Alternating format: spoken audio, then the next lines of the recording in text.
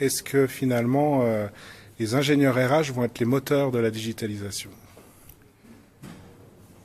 J'espère, mais j'ai l'impression quand même que les RH ont beaucoup de peine à rentrer dans cet univers-là parce qu'ils sont tellement centrés sur le touch qu'ils pourraient négliger le tech, alors que le métier, il est tech and touch.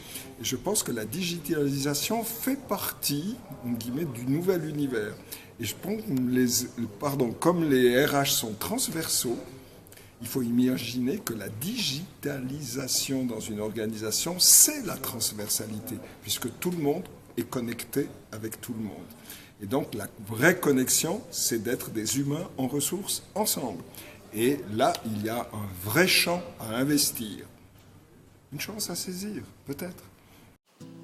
Bonjour à tous et bienvenue dans ce 4e épisode d'HR Café 360 degrés Inside.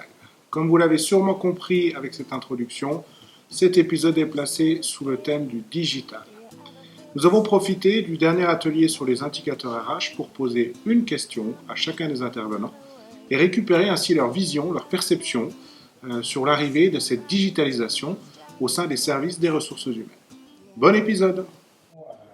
Alexandra, je voulais avoir ton avis, quelle est ta perception sur ce que pourrait éventuellement ou apporte déjà le digital au niveau de l'équité homme-femme au quotidien.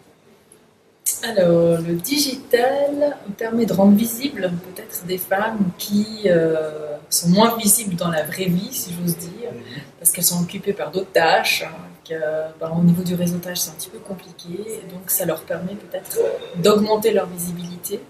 Puis ça permet aussi d'être très créatif, parce qu'on peut se présenter de manière plus originale peut-être que lors d'une discussion, et puis d'avoir une certaine maîtrise sur le discours et ce qu'on veut mettre en avant.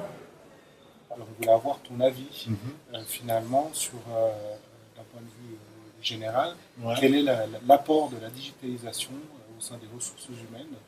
Comment toi, tu perçois les choses au quotidien, finalement? Est-ce que tu sens qu'il y a quelque chose qui se passe vraiment, ou est-ce qu'on en est encore au stade de la théorie et puis de la spéculation, finalement? Ouais.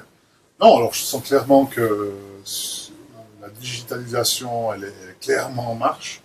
Les entreprises sont tous en train d'acheter des systèmes d'information RH. Si elles ne l'ont pas déjà fait, elles sont en train de le faire. Les entreprises qui développent ces logiciels sont aussi en plein développement, forte croissance. Il y a des grandes entreprises américaines aussi qui marchent très bien dans ce domaine-là.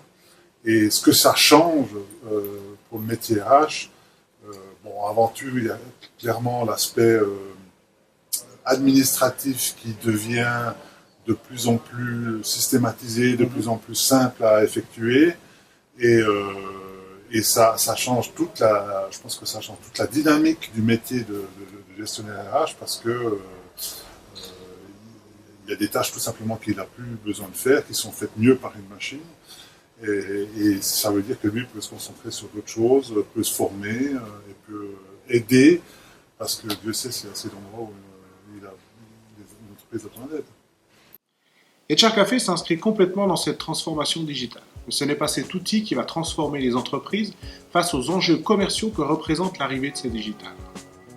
Notre volonté est d'aider les directions des ressources humaines avec la mise en place d'un outil de gestion qui reflète leurs besoins, mais dans un même temps qui les accompagne au changement avec une nouvelle approche collaborative, de la mobilité ou encore tout simplement des nouveaux services auprès des employés.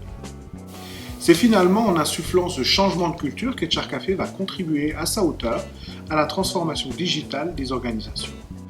Un point rapide sur l'actualité très chargée d'HR Café en cette fin d'année et les différents événements à ne pas manquer. Vous trouverez dans la description de la vidéo tous les liens pour vous inscrire et avoir plus de détails sur ces événements. Premièrement, une fois par mois, j'organise un webinaire sur ce thème de la transformation digitale. On va rentrer un peu plus dans les détails, échanger ensemble et répondre à vos questions. N'hésitez pas à vous inscrire et participer. Ensuite, 14 septembre aura lieu le 2e atelier sur les indicateurs RH. On continue les travaux avec la communauté. Il y a encore quelques places, venez vous inscrire. Regardez l'épisode 2 pour avoir un retour sur ce premier événement si vous ne l'avez pas encore vu.